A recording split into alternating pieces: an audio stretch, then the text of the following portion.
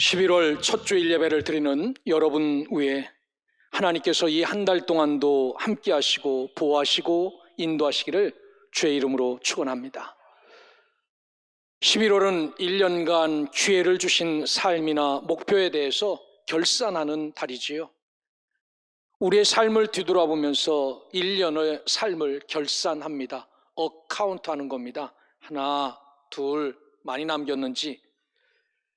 오늘 우리의 삶이 신앙적으로 얼마나 많이 남기고 어떤 삶을 살았는지, 하나님 앞에 예배 생활, 하나님 앞에 기도 생활, 하나님 앞에 헌신 봉사 생활을 잘 했는지 한번 카운트를 잘 해보셔서 아직도 기회로 남은 이 11월과 12월 두 달 동안 충성스러운 삶을 살아 하나님 앞에 귀한 충성된 종으로 설 수 있기를 주의 이름으로 축원합니다. 우리는 지난 주일 사도 바울의 사역을 돌아보며 밀레도에서 에베소 교회 지도자들을 불러 모아 나누었던 말씀을 우리가 들었습니다.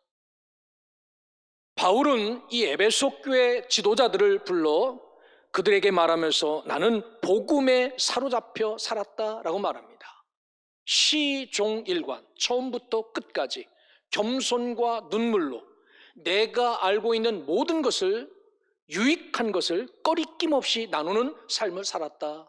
사도 바울이 그렇게 고백합니다.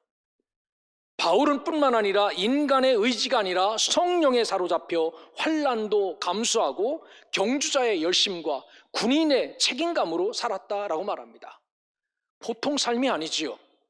이 민간인인데 군인처럼 살았다라고 말하는 겁니다. 뿐만 아니라 마지막으로 교회를 향한 당부도 하지요. 여러분, 우리에게는 책임과 의무도 있습니다 라고 말합니다. 또 호시탐탐 우리 교회를 무너뜨리려고 하는 이단도 있고, 그것 외에 우리 안에서 내부적인 분쟁도 경계하십시오. 그리고 우리의 믿음의 선배들이 어떻게 살았는지 그들의 모범을 따라, 교훈을 따라 살아야 한다라고 말씀을 나눴습니다. 우리도 바울처럼 성령의 인도하심을 따라 복음에 사로잡혀 인내하고 겸손하게 책임과 의무를 다하며 살아가는 믿음의 백성들 되시기를 주의 이름으로 축원합니다.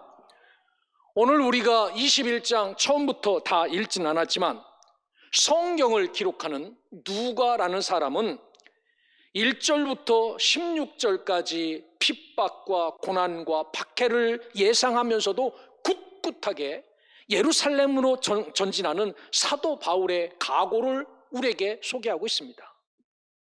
이 모습은 마치 표현하자면 암만을 향하여 달리는 기관차 같은 모습입니다. 가는 길이 꽃길이면 얼마나 좋겠습니까? 이제 한들한들 코스모스가 피어있는 그 길을 따라 기차가 달릴 때 얼마나 기분이 좋습니까? 그런데 꽃길이 아니라 이 길이 가시밭길임을 알고도 사도 바울은 흔들림 없이 전진을 하지요.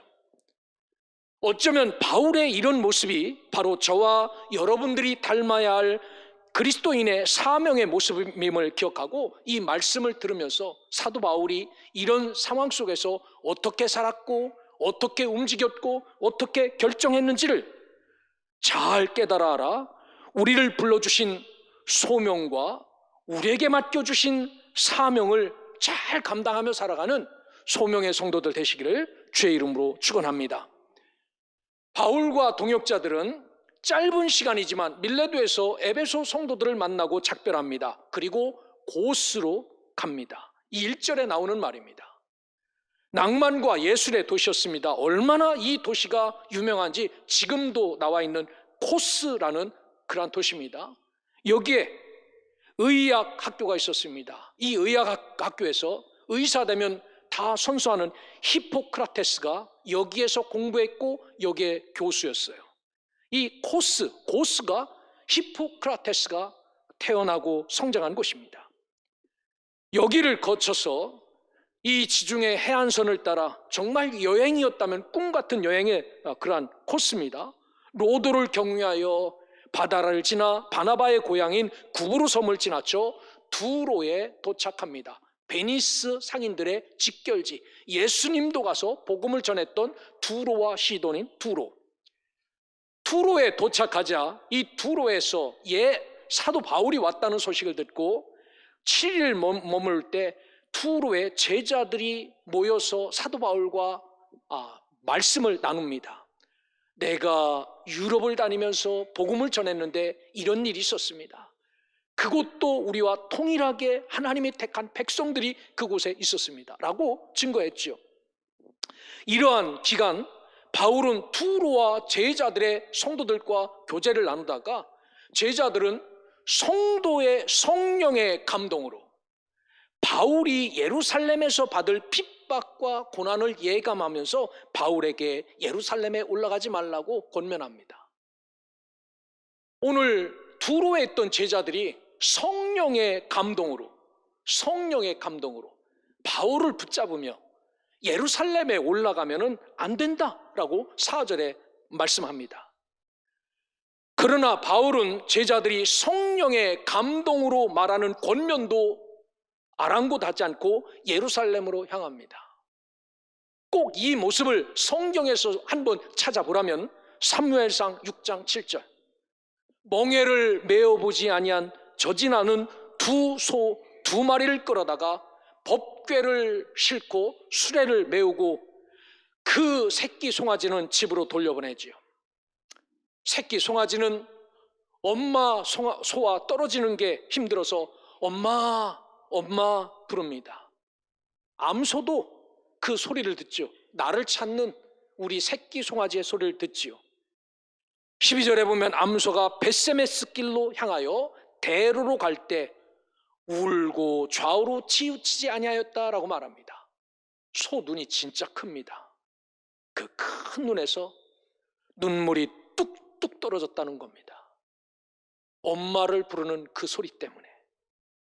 말 못하는 짐승이지만 그곳을 올라가야 사명을 다하는 것이기에 누가 불러도 좌우로 치우치지 않고 올라갔다라고 성경을 기록하고 있습니다. 어쩌면 오늘 사도 바울의 모습이 이런 법궤를 메고 벳세메스로 꾸역꾸역 올라가는 이 소와 같은 모습입니다. 이런 바울을 막을 수 없었던 두로 성도들은 성문까지 나와 사도 바울을 붙잡고 꿇어 기도하고 사명 따라 움직이는 바울을 극진히 전송하는 게 오늘 읽지는 않았지만 21장 5절 6절의 말씀입니다. 그렇게 만류해도 성령으로 만류해도 예루살렘으로 올라가는 사도 바울, 그 바울을 향하여서 얼마나 애절한 마음이 있겠습니까? 여러분, 초대교회 성도들은 그리스도 신앙 안에서 이렇게 강하게 결속되어 기도로 통역하고 뜨겁게 사랑하고 격려했던 것처럼 저와 여러분들도 믿음의 길에서 서로 중보자가 되시고 격려자가 되시고 위로자가 되셔서 살아가시기를 주의 이름으로 축원합니다. 이러한 바울의 모습 속에서 우리는 어떤 하나님의 교훈을 얻을 것인가? 이게 나와 무슨 상관이 있고 여기서 무엇을 우리가 얻을 수 있는가? 여러분, 여기에서는 예수를 위한 바울의 각오가 남다르다는 것이 기록이 되어져 있습니다. 저와 여러분들도 나 신앙생활하면서 이것만큼은 하나님 앞에서 지키겠습니다 라고 했던 각오가 있지요. 이 각오가, 바울의 각오가 남다르다라고 말합니다. 바울은 투로에서 떠나지요. 가지 말라고 해도 가니까 성도들이 보냅니다. 껴안고 그 해변가에서 무릎 꿇고 기도하고 눈물로 잘 가십시오. 기도하겠습니다. 승리하십시오. 살아계시면 다시 찾아오십시오. 라고 하면서 떠난 겁니다. 그리하여 도착한 곳이 두로에서 지중해 연안을 따라 배를 타고 더 아래쪽으로 내려왔지요. 가이사라에 도착합니다. 8절에 보니까 여러 날 동안 빌립의 집에 머물면서 성도들과 교제를 나누었다라고 말합니다. 두로처럼 성도들에게 유럽이 어떠한지, 그들에게 복음을 전할 때 어떤 일이 벌어졌는지를 상세하게 나누었다라고 말하지요. 여러분, 가이사라는 어떤 도시입니까? 그냥 풍요로운 도시가 아닙니다. 로마의 군대가 주둔하고 있는 곳입니다. 헤롯 왕이 로마 왕 가이사 아구스토에게 잘 보이기 위해서 이 가이사라를 리모델링해서 황제에게 바친 도시가 바로 이 가이사라입니다. 여러분이 이렇게 살벌한 도시에 사도 바울이 선 거지요. 그런데 여기에 머물면서 복음을 나누던 그때 유다로부터 내려온 선지자 아가보가 바울이 예루살렘에서 당하게 될 고난을 예언합니다. 이 두로에서도 이랬는데 가이사라에서도 또 예언을 하는 겁니다. 아가보의 예언으로 가이사의 성도들은 큰 슬픔과 번민 속에 빠지죠. 그래요. 사도 바울이 예루살렘에 올라가면 죽어요? 안 갔으면 좋겠습니다 라고 말하면서 12절에 보니까 예루살렘행이 사명이지만 거기가 올라가는 것 맞지만 그들은 바울에게 말하기를 예루살렘으로 올라가지 마십시오 라고 붙잡아요. 사랑하는 성도 여러분, 믿음의 길에서 아무리 큰 어려움과 시련이 우리 앞에 놓인다 할지라도 하나님 앞에 감당해야 될 몫이 있다면 하나님의 뜻대로 살아갈 수 있는 믿음의 백성들 되시기를 주의 이름으로 축원합니다. 때로는 그 일이 생명과 바꾸는 일이라 할지라도 살아계신 하나님이 나의 주인 되신다면 멋지게 그 일을 선택할 수 있는 여러분들 되시기를 주의 이름으로 축원합니다. 오늘 아가보 선지자를 조금 더 깊게 들여다보면요, 아가보 선지자는 요즘 말로 말하면 영빨이 대단하게 센 선지자였어요. 이미 한 번 나와서 예언했던 적도 있고 그 예언이 그대로 이루어졌던 적도 있어요. 사도행전 11장 28절에 보면 수리아 안디옥 저 위에서 바나바와 바울이 사역할 때 그때 이 아가보가 나서 이 온 천하에 큰 흉년이 될 것을 예언합니다. 진짜 그 흉년이 들었어요. 이 선지자가 아가보입니다. 아가보는 바울이 예루살렘으로 향한다는 소리를 듣습니다. 그래서 저 예루살렘 유다에 살다가 이 바울을 만나러 가이사라까지 왔어요. 30km 이상을 넘게 걸어서 온 겁니다. 그리고 이 가이사라에 기다리고 있는 바울을 붙잡고 말하지요. 11절에 보니까 아가보는 바울이 메고 있던 허리띠를 풀러요. 그리고 자기 손을 붙잡아 메고 자기 발을 붙잡아 매면서 바울에게 말합니다. 당신 예루살렘에 올라가면 이렇게 결박되어 이방인의 손에 넘겨질 것입니다 라고 말해요. 여러분, 바울의 심정이 어땠을까요? 바울이 예루살렘에서 당하게 될 고난을 예언하지요. 소위 아가보라는 선지자, 능력 있는 사람의 예언입니다. 빈말이라는 이야기입니까? 장난이라는 이야기입니까? 아닙니다. 진짜라는 이야기입니다. 그러나 바울은 포기하지 않습니다. 이러한 바울의 삶을 통해 가이사라 성도들은 오히려 복음을 위한 바울의 헌신과 자원하는 용기를 알게 되죠. 믿음이라면은, 예수를 믿는 사람이라면 이렇게 사는 것이 맞구나라는 것도 배우지요. 결국 바울의 이런 결심 때문에 이 가이사라 성도들은 큰 힘을 얻지요. 여러분, 오늘 저와 여러분들도 주를 위한 각오와 결심 때문에 다른 사람들이 절망하고 낙심하는 것이 아니라 나 오늘부터 어떻게 사는지 한번 봐라 라고 해서 보라고 한 그 삶이 너 결심한 게 이거야? 너 결단한 게 이거야? 야, 참 부끄럽다, 이런 삶이 아니라 그 각오와 결심이 너무나도 특별하고 너무나도 대단하여서 오히려 보는 자가 용기를 얻고 위로를 얻을 만큼 바울과 같은 믿음 큰 사람들이 되시기를 주의 이름으로 축원합니다. 우리가 성경을 들여다보면요, 바울에게 예루살렘으로 향하지 말 것을 권면한 것이 한두 번이 아니에요. 첫 번째는 밀레도에서 사람들이 바울을 붙잡습니다. 사도행전 20장 23절에 보면 성령이 각성해서 내게 증언하여 결박과 환난이 나를 기다린다 하나 예루살렘 올라가면 꽁꽁 붙잡아 맨다. 하지만 모든 사람이 무릎을 꿇고 함께 기도하니 다 크게 울며 바울의 목을 안고 입을 맞추고 다시 그 얼굴을 보지 못하리라 한 말로 말미암아 더욱 근심하였다라고 말합니다. 이게 첫 번째 바울의 가는 길을 막아요. 죽습니다. 가시면 안 됩니다. 그래도 떠난다고 하니까 보내주면서 안고 입을 맞추고 살아 있으십시오. 하나님을 위해서, 사명을 위해서, 복음을 위해서 이러면서 헤어졌다는 겁니다. 두 번째는 두로입니다. 말씀드렸죠. 4절에 보니까 이레 동안 머물 때 성령의 감동으로 바울더러 예루살렘에 올라가지 말라고 해요. 5절에 보니까 여러 날 지낸 후 우리가 떠나갈새 그들이 다 그 처자와 함께 성문 밖까지 전송하거늘 바닷가에 무릎을 꿇고 함께 기도합니다. 그리고 작별하고 사도 바울은 배를 타고 예루살렘으로 떠나가고 그들은 집으로 돌아왔다라고 기록하고 있어요. 오늘 세 번째 가이사라 아가보 선지자의 예언입니다. 여러분, 사람은 누구나 고난을 두려워합니다. 이렇게 가면은 이렇게 끝난다는 것을 알고 가기가 쉽지 않아요.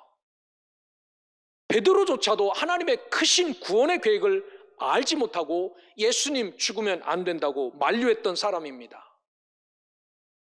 이게 가는 길이 죽음의 길이고 고통의 길이고 끝이라고 생각하면 누가 여기를 가고 싶겠습니까? 아가보가 와서 말합니다. 세 번째로, 가면 끝입니다. 한국 사람은요 3-4번을 대단히 좋아합니다. 가위바위보에서 치면은 우리 3-4번 있잖아. 한 번 더 하지요. 가는 곳마다 성도들과 안부를 묻고 발걸음을 옮길 때마다, 그리고 당시 하나님 앞에 기도하며 산다고 하는 모든 사람들이,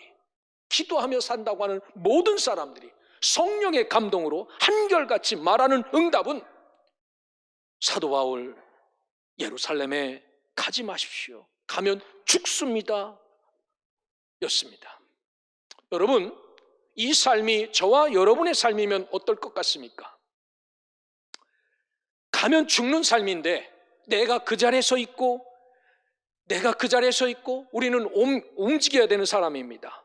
각기 다른 장소에서 각기 다른 사람들을 만났는데 정말 똑같은 응답을 3번씩이나 듣는다면 여러분 그 응답을 무시하겠습니까? 아니면 그 응답을 따라 살겠습니까? 아, 주님이 응답하셨구나. 아, 나의 발걸음을 돌려놓으셨구나. 오, 고난을 피하게 하신 놀라운 섭리다라고 떠들썩했을 겁니다. 아, 드디어 거기로 안 가도 되는구나. 때로는 되지도 않는 논리로 주의 일을 피하려고 억지로 짜집게 합니다. 하나님이 이렇게 역사하셨다고 고백하는 자가 수두룩한 시대예요. 제 주변에도 참 많습니다. 선교지에 살다가 그 어려운데 살다가 뭐 다른 나라로 공부를 하고 유학을 하러 가요. 갈 때 내가 공부를 하고 내가 학위를 받고 다시 선교지로 와서 이 선교지를 잘 섬기겠습니다. 돌아가요. 떠나지만 그들이 거기서 학위를 받고 선교지로 돌아오는 사람은 없습니다. 그리고 고백합니다. 주님이 나에게 다른 사명을 줬다고. 주님이 나에게 다른 길을 예비해 줬다고 이야기해요. 오늘 바울의 모습을 보고 그리고 나의 삶을 비교해 보면 참 힘들고 어려운 시대, 바울의 모습이 얼마나 귀하고 복된지를 깨닫지요. 사랑하는 성도 여러분, 우리의 가는 길이 끝인 것을 알지만 그 끝인 것을 알고도 주님이 원하시고 주님이 말씀하시는 삶이라면 한 걸음 한 걸음 떼어 움직이고 주 앞으로 갈 수 있는 믿음의 백성들 되시기를 주의 이름으로 축원합니다. 오늘 결론은 바울이 이렇게 여러 번 권면하는 성도들의 권면을 거절해요. 쉬운 일 아닙니다. 사도 바울을 무지무지하게 사랑했기 때문에 눈물을 흘리며 가면 안 된다고 붙잡습니다. 너무너무 사도 바울이 살아있어야 초대교회가 든든히 세워지게 먼 길에서 찾아와서 거기 가면 안 된다고 그렇게 단호하게 바울을 붙잡아도 사도 바울은 뿌리칩니다. 그러면서 사도 바울은 오히려 큰 소리를 칩니다. 13절에 보면 여러분이 뭔데 어찌하여 내가 가는 길에 울며 불며 나의 마음을 상하게 하는가. 나는 주 예수의 이름을 위해서 결박당할 뿐 아니라 예루살렘에서 죽을 것도 각오하였다라고 야단치며 선언합니다. 바울은 갇혀있는 순간에도 성도들을 위하는 것을 쉬지 않고 그는 매여 있음을 인하여 복음이 드러나게 되었다고 오히려 자랑까지 했던 사람이죠. 여기서 바울의 중요한 가르침을 들을 수 있습니다. 바울 서신의 가장 중요한 기준의 하나이기도 합니다. 이 기준이 저와 여러분의 기준이 되시기를 주의 이름으로 축원합니다. 필요에 따라서 상황에 따라서 각색해서 내 마음대로 사용하는 것이 아니라 진짜 바울의 기준처럼 정해놓고 사셔야 된다라는 말입니다. 바울의 중요한 신앙과 신학의 기준이 뭐였냐면요, 주님의 뜻이라면 이었습니다. 믿음 없는 사람들이 들으면요, 애매모호한 말입니다. 아, 주님의 뜻이야, 주님의 뜻이야. 얼마든지 우지좌지 할 수 있어요. 그런데 하나님이 살아계심을 믿는 사람이라면, 하나님이 진짜 살아계셔서 나의 숨줄을 쥐고 있는 사람이라면 이보다 더 무서운 말이 없어요. 주님의 뜻이다. 바울은 여기서 이 기준을 사용합니다. 하나님의 뜻을 따라, 즉 그가 많이 사용했던 주의 뜻이라면이라고 고백합니다. 아무리 좋은 권면도 주님의 뜻이 아니면 안 듣겠다라는 것이 바울의 신앙이지요. 이 사실을 안 초대교회 교인들은 밀레도에서 붙잡아도, 투로에서 붙잡아도, 여기 가이사라에서 붙잡아도 예루살렘으로 향하는 사도 바울, 이 가이사라 성도들이 14절에 보면 주의 뜻대로 이루어질 수 있도록 기도드립니다 라고 사도 바울을 보내요. 여러분, 핍박과 고난이 많았던 초대교회는 바울의 이러한 결단과 모범적인 신앙의 가르침을 받았기에 그들이 어떤 고난에도 흔들리지 않았어요. 아, 이렇게 해야 되는구나, 이렇게 의지하고 이렇게 결정하고 나가면 이것도 뛰어넘어야 되는구나 라고 말하죠. 그래서 바울의 이런 결정 때문에 2000년이 지난 지금 인천 땅에도 이 복음이 들어와 있고, 이 시대에 주님이 우리에게 이것을 요구하는 겁니다. 너희들 마음대로 이랬다 저랬다 변덕스럽게 살지 말고 하나님 앞에 뜻을 정해놓고 하나님의 뜻을 따라 살아라 라고 말해요. 세상 풍조에 밀려 요동하지 않는 믿음의 사람들이 되시기를 주의 이름으로 축원합니다. 드디어 예루살렘에 입성해요. 그동안 저 헬라와 유럽을 다니면서 사역했던 복음을 나눕니다. 거기에 보니까 바울은 야고보와 교회 장로들에게 이방인들 가운데서 복음 전도에 대한 긴 보고를 드려요. 그리고 20절에 보니까 그 보고를 듣고 모두 다 하나님께 영광을 돌렸습니다. 너무너무 좋았다라는 겁니다. 지난날 사도 바울은 이런 사람이 아니었습니다. 독선과 교만으로 가득 차 있었지요. 그런데 사도 바울은 이렇게 겸손한 사람으로 바뀌었어요. 평생 주님의 뜻을 따라 살았습니다. 바울은 자신의 수고를 몰라주고 비방하는 유대주의자를 향해서 화도 내지 않았어요. 원방도 하지 않았습니다. 바울은 주의 뜻을 따라 살았기 때문에 이런 삶을 살아요. 어느 분이 이런 시를 카톡에다가 올려주셨어요. 내 나이 가을에 서서, 이 늦가을, 지금 이때 듣는 시 같아요. 젊었을 적 내 향기가 너무 짙어서 남의 향기를 맡을 줄 몰랐습니다. 이혜인 님이 쓰신 겁니다. 젊을 적에는 내 향기, 내 고집, 내 특성, 내 성격이 너무 강해서 남의 향기를 맡을 수 없었다는 겁니다. 내 밥그릇이 가득 차서 남의 밥그릇이 빈 줄 몰랐습니다. 사랑을 받기만 하고 사랑에 가란 마음이 있는 줄 몰랐습니다. 세월이 지나 퇴색의 계절 반짝반짝 윤이 나고 풍성했던 나의 가진 것들이 바래고 향기도 옅어지면서 은근히 풍겨오는 다른 이의 향기를 맡게 되었습니다. 고집 셀 때는 다른 사람이 어떤지 맡을 수 없었다는 겁니다. 이제 다 늙어 빠지고 기운도 빠지니까 내 냄새도 못 맡지만 다른 냄새, 사람들의 냄새가 솔솔 들어오기 시작했다라는 겁니다. 이제서야 보이는, 이제서야 들리는 내 삶의 늦은 깨달음. 이제는 은은한 국화꽃 향기 같은 사람이 되겠습니다. 여러분, 이게 변화된 바울의 모습입니다. 이런 바울에게 21절 이하에 보면 참 황당한 제안을 예루살렘 교회에서 해요. 죽을 것 각오하고 예루살렘에 올라왔어요. 예루살렘 교회가 뭐를 이야기하냐면은, 야고보와 장로들은 지금 우리가 좋다, 이렇게 조금만 더 가자, 협조해 줘라, 너 하나 때문에 우리가 깨질 수도 있고 살아날 수도 있다 라고 말하면서 우리가 지정해 놓은 4명을 데리고 성전에 올라가서 율법이 정한 결례를 행하라고 말합니다. 세상 사람들이 너를 바라볼 때 저 바울은 복음도 믿지만 율법도 행하는 사람이라는 것을 만천하에 퍼포먼스 한번 멋지게 해달라고 요청한 겁니다. 바울은 이 말도 안 되는 제안을 듣고 얼마나 고민했을까요? 이거 깨부수로 지금까지 다녔는데 행함이 아니라 믿음으로 구원 얻는다는 것, 율법 지켜 천국 가는 것이 아니라 예수 믿어 천국 가는 것을 가르쳤는데, 이제 와서 예루살렘 교회가 성전에 들어가서 나 이런 사람이라고 퍼포먼스 한번 하라는 겁니다. 이때 사도 바울이 무엇을 가장 먼저 고민하며 생각했을까요? 아마 주님의 뜻이라면 여기서 무엇을 선택했을까 고민했겠지요. 그리고 사도 바울은 예루살렘 교회의 제안을 수용합니다. 아무 이야기도 없습니다. 아무 반론도 없습니다. 좋다 나쁘다도 없습니다. 그대로 실천합니다. 4사람을 데리고 예루살렘 성전에 들어가지요.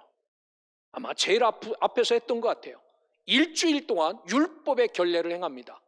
머리도 박박 미는데 다 사도 바울이 돈 대야 돼요. 4명에. 그러면서 율법의 결례를 행합니다. 복음에 대한 열정과 믿음의 신념에 불탄 바울은 교회 평화를 위해서 자신의 의지나 생각을 꺾고 겸손히 하나님의 뜻을 따른 것, 이게 사도 바울의 위대함입니다. 여러분, 이 일 때문에 또 다른 사람은 뭐라고 말할까요? 야, 바울? 그래? 내가 11월 7일 날 가봤더니 기회 성전 안에서 4사람 듣고 율법 지키던데, 그런 놈이 무슨 믿음을 자랑해? 예수를 믿으라고? 여러분, 이런 소리 들리지 않겠습니까?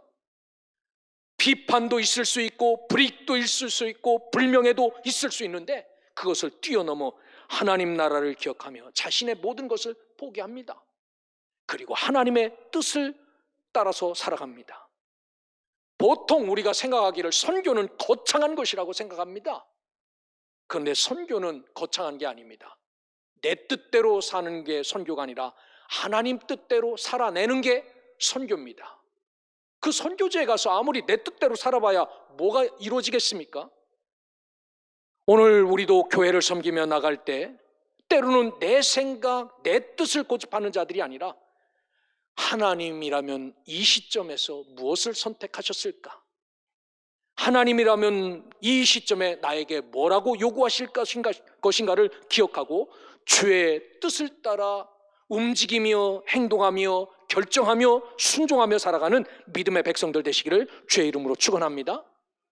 여러분, 이렇게 살았지만 사도 바울을 향해서 박수 막 치며 잘 살았다 사도 바울아 라고 한 사람 아무도 없어요. 27절에 보니까 저 흩어졌던 유대인들이 선교지 다니면서 유대 회당에 들어가서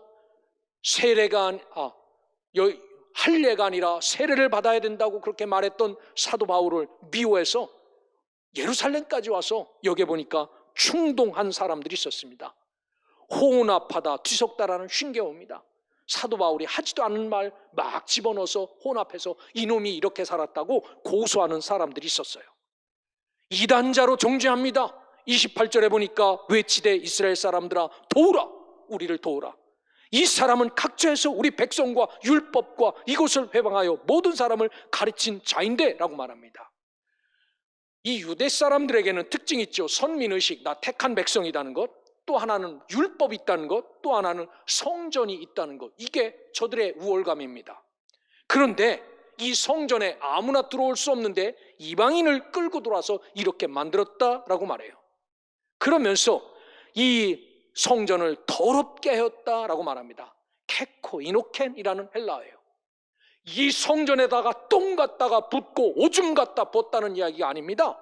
케코 노이켄이라는 이 더럽다라는 이야기는요, 이 성전은 하나님의 집이라고 구별된 집인데 저놈이 이 성전을 평범하게 만들었다, 구멍가게처럼 만들었다라고 말하는 겁니다. 아무나 들어올 수 있는 집으로.